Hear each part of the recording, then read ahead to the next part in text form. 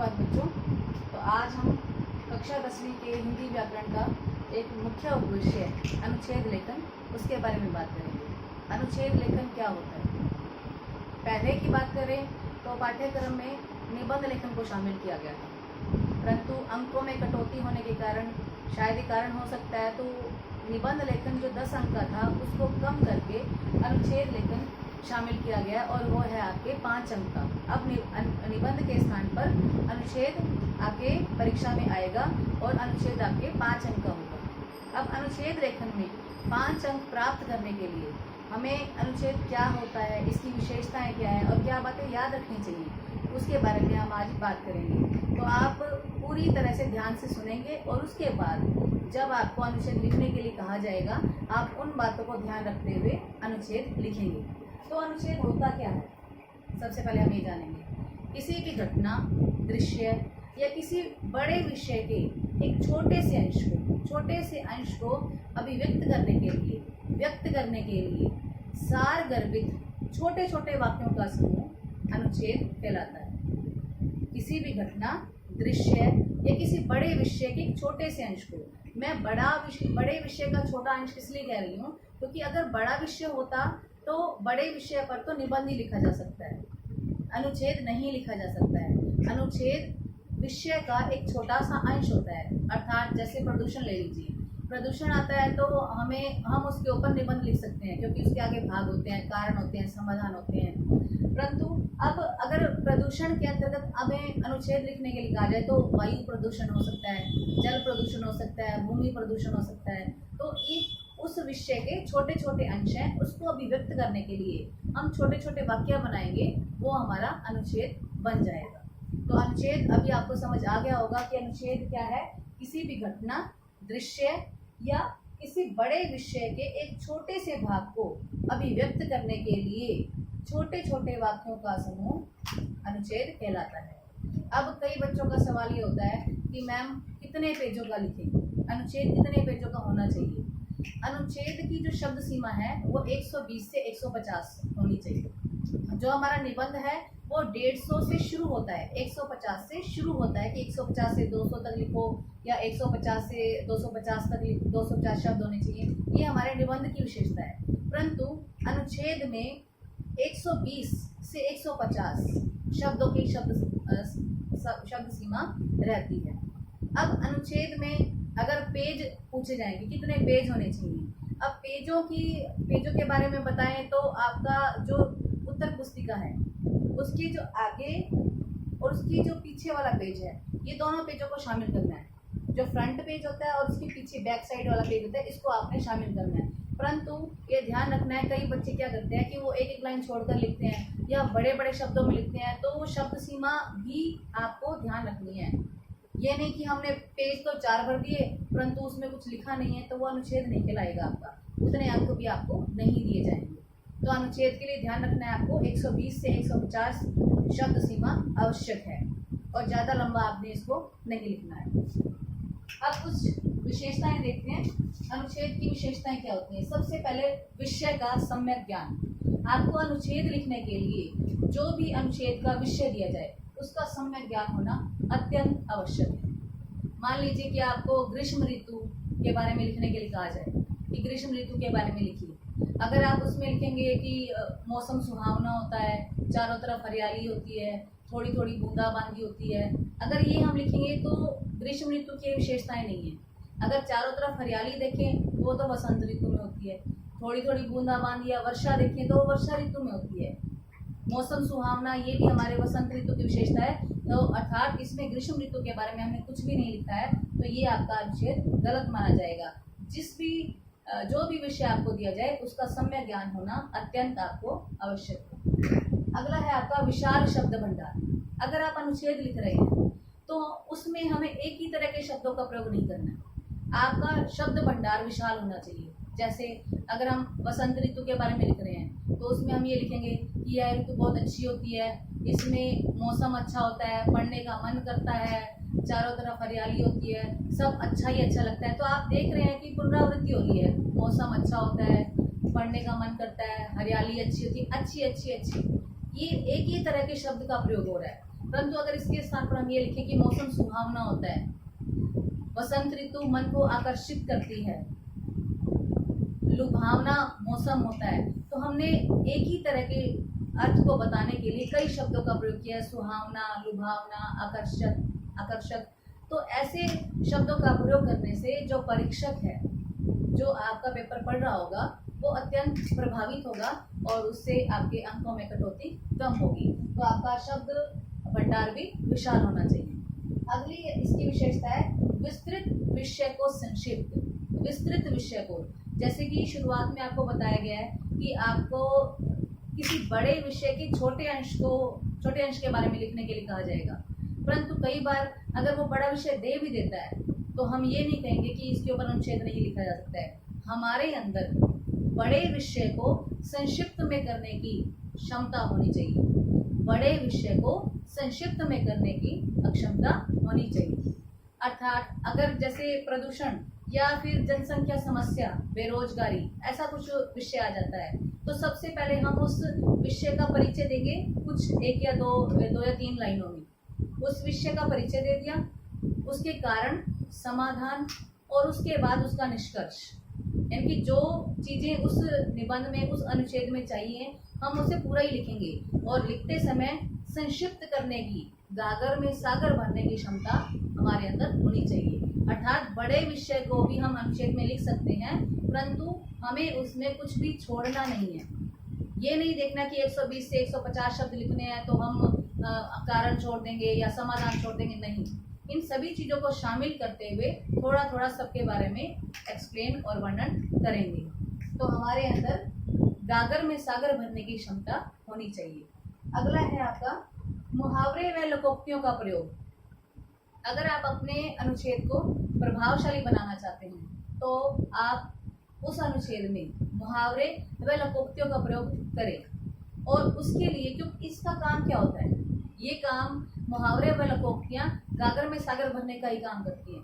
अर्थात अगर हम किसी कोई भी वाक्य लिखते हैं, अगर वाक्य बड़ा है उसके स्थान पर अगर आप एक मुहावरा लिख देते हैं तो हमारी बात पूरी स्पष्ट हो जाएगी।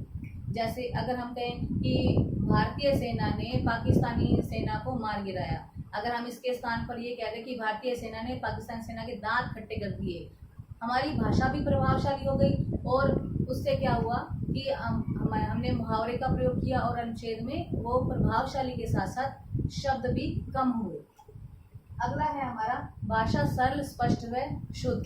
कि हमारे अनुच्छेद में छोटे छोटे वाक्य जब हम लिखेंगे तो उसमें आपकी भाषा जो होती है वो सरल और शुद्ध होनी चाहिए। शुद्धता अर्थात मात्राओं व अनुस्वार का ध्यान रखना।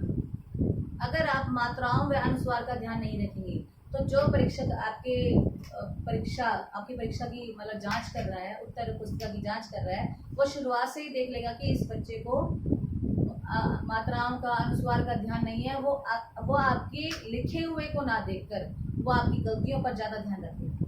इसलिए वो केवल क्या करेगा, अगर आपका अनुच्छेद लिखा हुआ है, अगर आपने अनुच्छेद में अच्छे वाक्य लिखे हुए हैं, अच्छे विचार लिखे हुए हैं, परंतु आपकी मात्राएं व अनुस्वार की गलतियां ज़्यादा हैं, तो परीक्षक को आपकी वो गलतियां ज़्यादा नजर आएंगी आपके लिखे विचारों की अपेक्षा।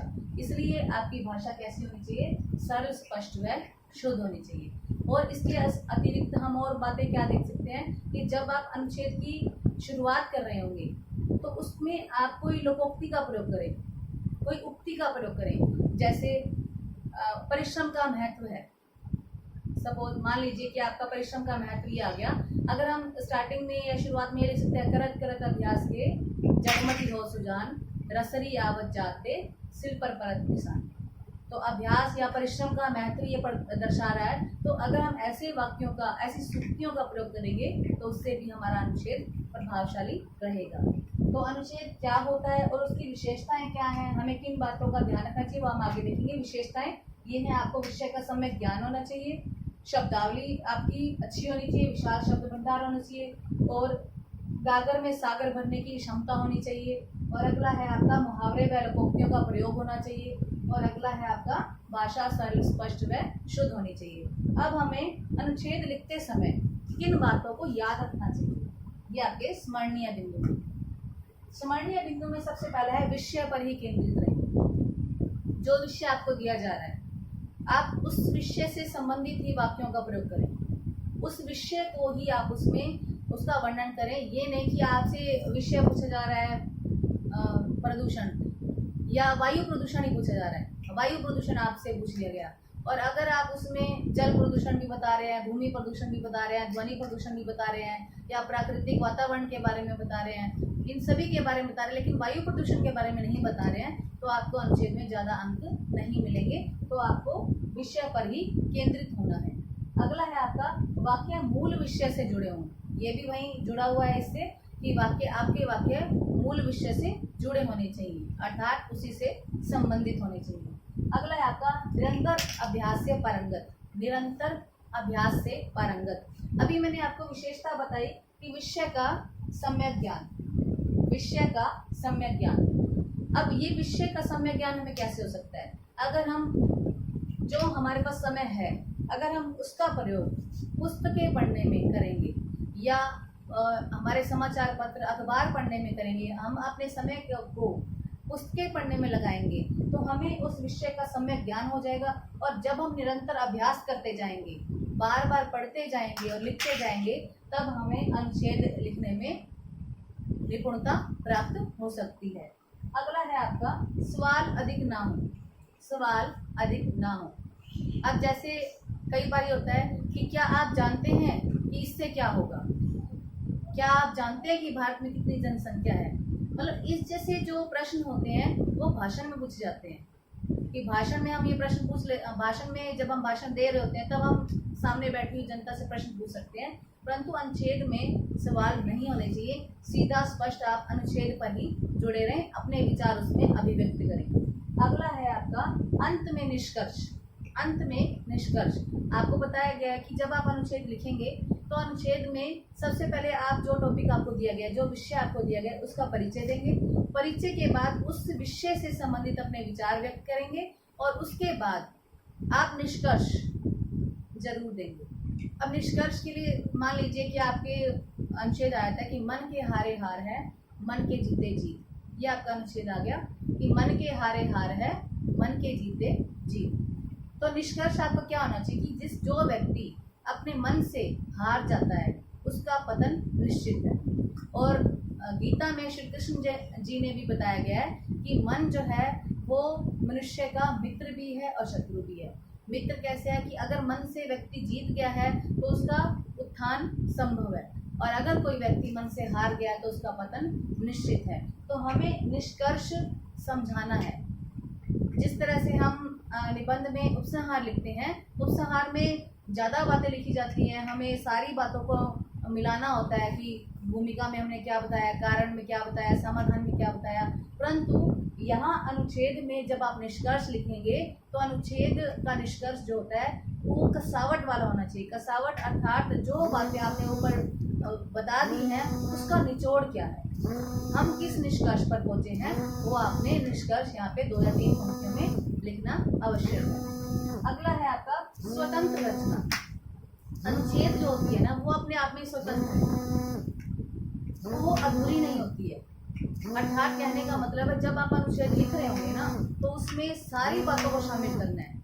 सबसे पहले विषय का परिचय, विषय का परिचय, विषय के बारे में जानकारी, और उसके बाद निष्कर्ष। आप किसी भी बिंदु को छोड़ नहीं सकते। हो सकता है कि आपको अनुच्छेद के लिए संकेत बिंदु भी दिए गए, बट आप यहाँ एक बात ध्यान रखेंगे कि जब आप निबंध लिखते थे तो संकेत बिंदु लिखते थे।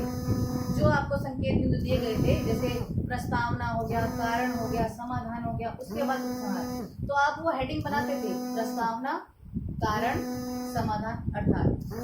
बट आपको अनुच्छेद में क्या करना है? अनुच्छेद में आपको संकेत बिंदु लिखने नहीं है, आपको उन संकेत बिंदुओं को आधार बनाकर अपने विचार लिखने हैं। जैसे मान लीजिए कि आपका बेरोजगारी आ गया, और बेरोजगारी के लिए आपको संकेत बिंदु दिए गए कि परिचय, कारण, समाधान और निष्कर्ष। आपने ये संकेत बिंदु लिखने नहीं है, पहरे नहीं बनाने हैं, सीधा ही लिखते जाना है। मतलब एक पहरा, एक अनुच्छेद खुद एक पहरा है, तो उसमें आपने सबसे पहले बेरोजगारी का परिचय देना है, कारण, समाधान और निष्कर्ष पे पहुंच जाना है। आपने संकेत बिंदुओं को हेडिंग नहीं बनानी है, पहरा नहीं बनाना है, सीधा लिखते जाना है संकेत बिंदु को आधार बनाकर। तो ये अपने आप में एक स्वतंत्र रचना है, इसमें हम किसी भी चीज को छोड़ नहीं सकते। अगला है आपका वाक्य छोटे व पुनरावृत्ति ना हो। अनुच्छेद की स्टार्टिंग में ही आपको बता दिया गया था, शुरुआत में ही बता दिया गया था कि सार गर्भित छोटे छोटे वाक्यों का समूह होता है। छोटे वाक्य कहने का मतलब ये नहीं कि आपके एक वाक्य में 2 या 3 शब्द होने चाहिए, ये बिल्कुल भी नहीं है। तो आपको वाक्य बनाने हैं, परंतु एक दूसरे से जुड़े हुए हम बड़े बड़े वाक्य नहीं बनाएंगे, छोटे वाक्य बनाएंगे। और वाक्यों में पुनरावृत्ति नहीं होनी चाहिए। पुनरावृत्ति कहने का मतलब है जो बात हम ऊपर कह चुके हैं, स्टार्टिंग में कह चुके हैं, शुरुआत में कह चुके हैं, उसको हमने नीचे नहीं दोहराना है। वाक्यों में पुनरावृत्ति नहीं होनी चाहिए। तो ये आपके स्मरणीय बिंदु हैं जिसको आप याद रखेंगे कि विषय पर ही केंद्रित होना चाहिए, वाक्य विषय से जुड़े होने चाहिए, निरंतर अभ्यास करते रहना चाहिए। मतलब आपको पुस्तकों को पढ़ना है, तभी आपको विषय का ज्ञान होगा और तभी आप अनुच्छेद लिख पाएंगे। केवल बनावटी बातों से अनुच्छेद नहीं लिखा जा सकता है। अगला है आपका सवाल अधिक नाम। अंत में निष्कर्ष, कोई भी टॉपिक आपको दिया जाए उसका निष्कर्ष आपने अवश्य लिखना है, परंतु हेडिंग नहीं बनानी है, पहरा नहीं बनाना है। स्वतंत्र रचना, ये अनुच्छेद अपने आप में स्वतंत्र है। वाक्य छोटे व पुनरावृत्ति ना हो। तो आशा करती हूँ कि आपको समझ आ गया होगा कि अनुच्छेद किसे कहते हैं, इसकी विशेषताएं क्या है और इसकी स्मरणीय बिंदु क्या है। आप इसको अपनी उत्तर पुस्तिका में लिखेंगे और ध्यान रखेंगे कि आपने अनुच्छेद लिखते समय विषय पूरी तरह से जुड़ा होना चाहिए, एक दूसरे से जुड़ा होना चाहिए। वाक्य जो होते हैं वो आपस में एक दूसरे से जुड़े होने चाहिए। ये नहीं कि एक आप कारण बता रहे हैं और दूसरा उसके साथ समाधान लिख रहे हैं। कारण बता रहे हैं तो सारे कारण ही बताइए, अगर समाधान पे बात कर रहे हैं तो सारे समाधान ही होने चाहिए, वाक्य आपस में जुड़े होने चाहिए। तो अनुच्छेद लेखन के बारे में ये बातें आपको समझ आ गई होंगी। इनको आपने अपने उत्तर पुस्तिका में लिखना है और आपको जो विषय अनुच्छेद लिखने के लिए कहे जाएंगे, आपने इन बातों को ध्यान में रखकर अपने अनुच्छेद को लिखना है। धन्यवाद।